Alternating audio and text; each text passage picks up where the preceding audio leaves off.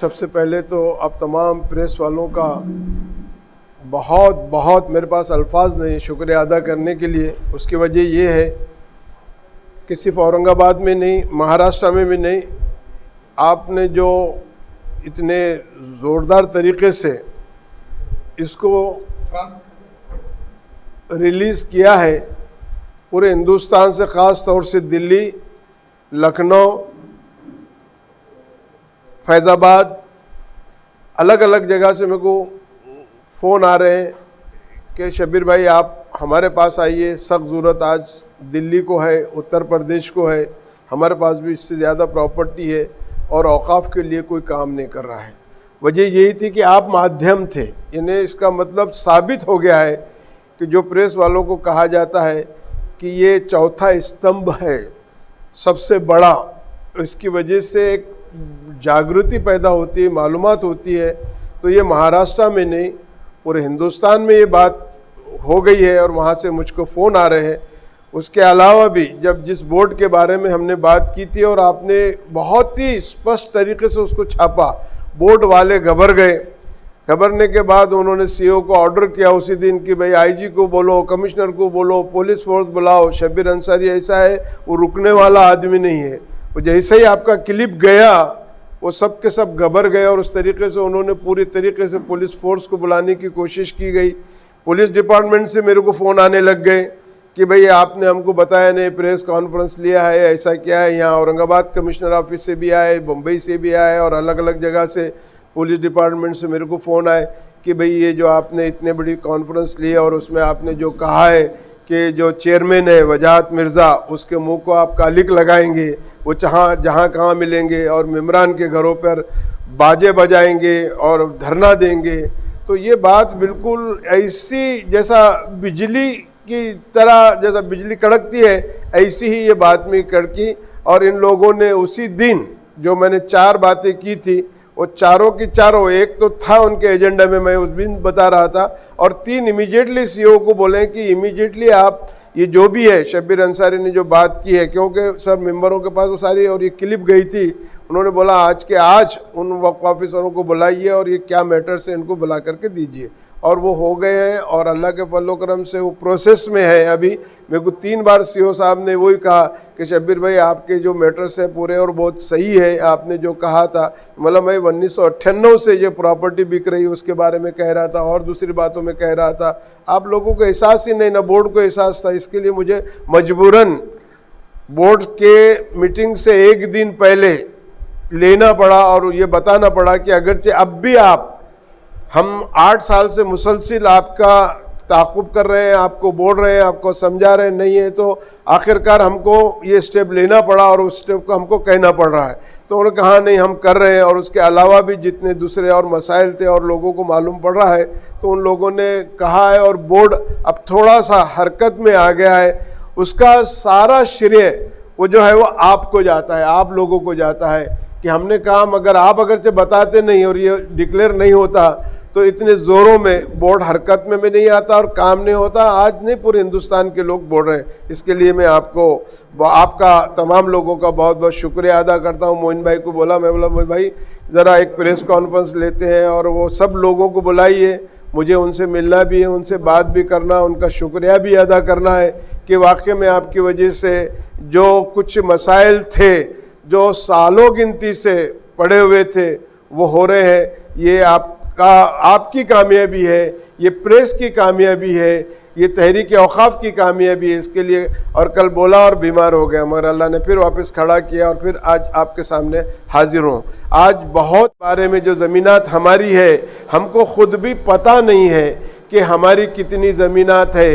ये जो सर्वे पहला हुआ 2002 में महाराष्ट्र में, इंडिया की तो बात नहीं कर सकता, इंडिया में तो कहीं नहीं हो रहा है, मगर जो पहला 95 एक्ट बना उसके बाद में बोर्ड की तश्कील की बात हुई, वो नहीं बना। 2095 का एक्ट 2002 में हुआ, उस वक़्त भी उन्होंने सर्वे की बात की थी, मगर मुसलमान रहनुमा भी, मुसलमान लीडर भी, मुसलमान मिनिस्टर भी, मुसलमान एमपी भी, मुसलमान जो भी बड़े बड़े ओहदों पे थे और उसके साथ साथ हमारी पूरी कौम सोई हुई थी। उनको पता ही नहीं चल रहा था कि यहाँ गवर्नमेंट ने डिक्लेयर किया है कि औकाफ बोर्ड के कितनी महाराष्ट्र में जमीनात है, हम उनका सर्वे करने जा रहे हैं।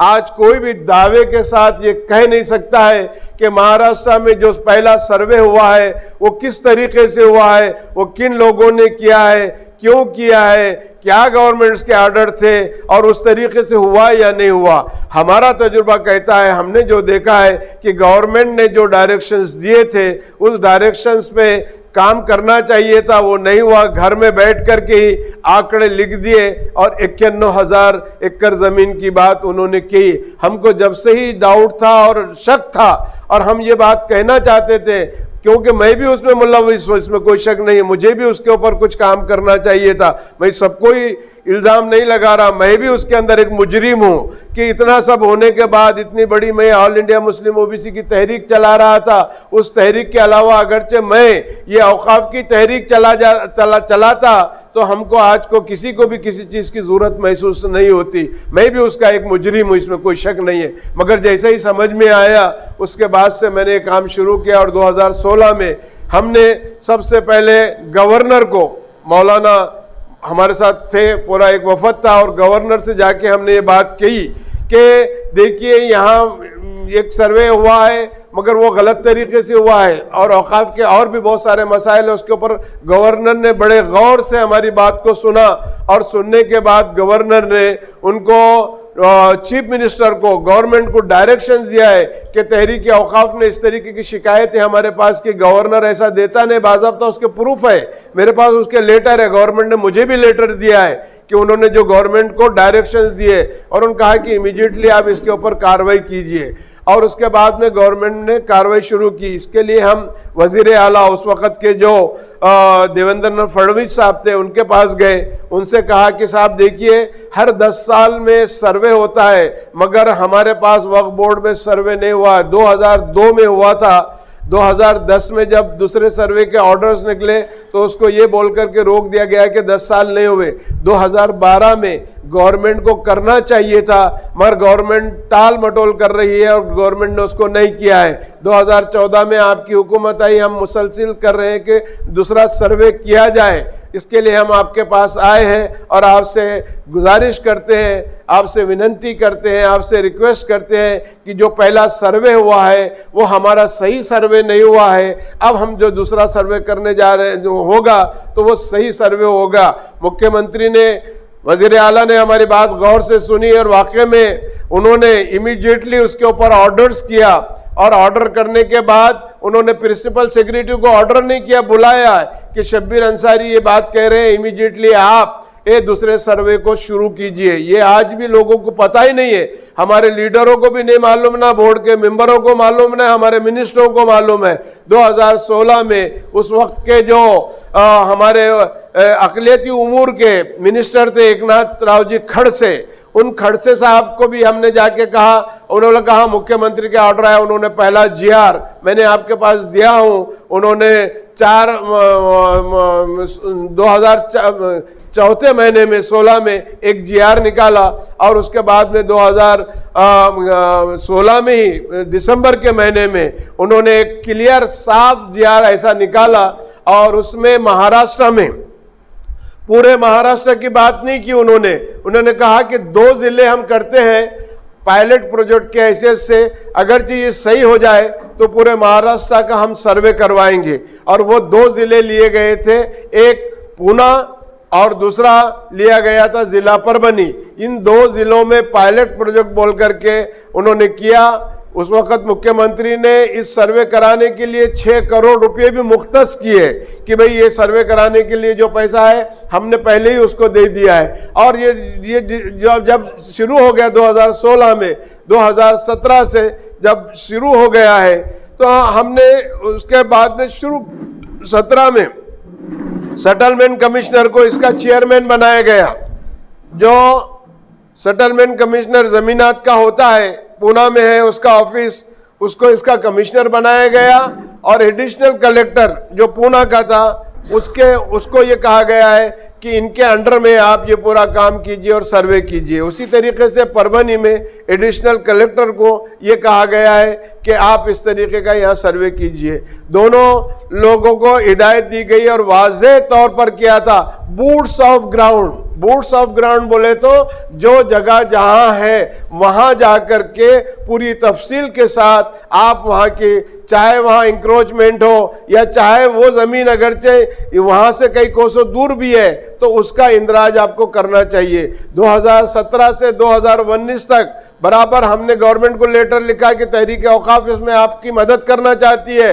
उन्होंने हमको बुलाया, हमारे साथ उन्होंने एक मीटिंग की मंत्रालय के अंदर, और मीटिंग के साथ उन्होंने कहा कि आप हमारा ताउन कर सकते हैं। फिर हमने शुरू किया है, मगर हमको लग नहीं रहा था, तो हमने अपने ज़ाती तौर से पूना का पूरा सर्वे, पूना का हमने सर्वे, क्योंकि ये लोग टाल मटोल कर रहे थे, बूट्स ग्राउंड की बात कर रहे थे, नहीं जा रहे थे जहां है उतनी अपनी गिनती कर रहे थे और आ जा रहे थे। जो गवर्नमेंट ने डायरेक्शन दिए थे उस तरीके का सर्वे हो नहीं पा रहा था, हमने अपनी तौर से किया।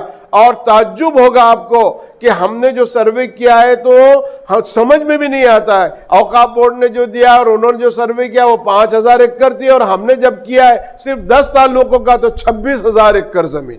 अब अंदाजा लगाइए कि कितनी जमीनात हमारी होगी, कितने पड़ हमारी जमीनात बढ़ सकती है। वही परबनी में हुआ, मरहूम अमानुल्लाह खान यहाँ मर गए, लैंड कार्ड में काम करते थे, उन्होंने हमारा बहुत ताउन किया।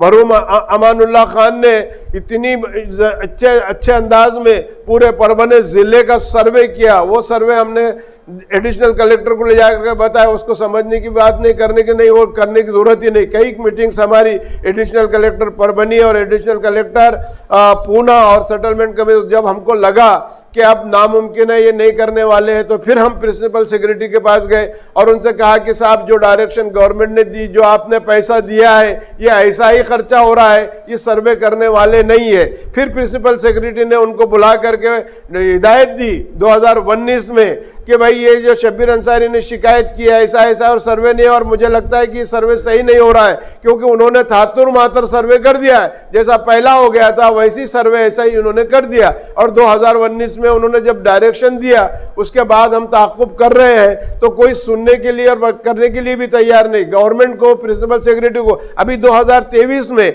मैंने फिर लेटर दिया कि देखिए सर्वे का जो 2 महीने का मौका दिया गया था नहीं हुआ था, मगर अब अंदाजा हमको हो रहा है कि ये गवर्नमेंट जानबूझ के नहीं करना चाह रही है। वजह उसकी ये लगती है क्योंकि उनको लग रहा है कि ये सही ढंग से सर्वे हो जाए, क्योंकि पहले कोई इसके पीछे नहीं था, मगर अब आप तहरीक औकाफ जो हमारे पीछे लगी हुई है और हमको ये करवाने की कोशिश करवा रही है, और इसके लिए कुछ ना कुछ तो बहुत मुश्किलात आने वाले हैं, तो जानबूझ करके तहरीक औकाफ को डामाडोल कर रही है। और जो सर्वे करना था वो नहीं, 2 महीने का मौका दिया गया था, 2016 में जीआर निकला था, आज 7 साल हो गए, वो सर्वे जैसा के वैसा रखड़ा हुआ है। हम गवर्नमेंट के पास बार बार जा रहे नहीं है। अब तहरीक औकाफ ने ये तय कर लिया है कि अब तहरीक औकाफ को समझ में आ गया है कि ये जो सर्वे होना है वो हो नहीं सकता। इसके लिए तहरीक औकाफ ने तय कर लिया है कि अब वो हाई कोर्ट का दरवाजा,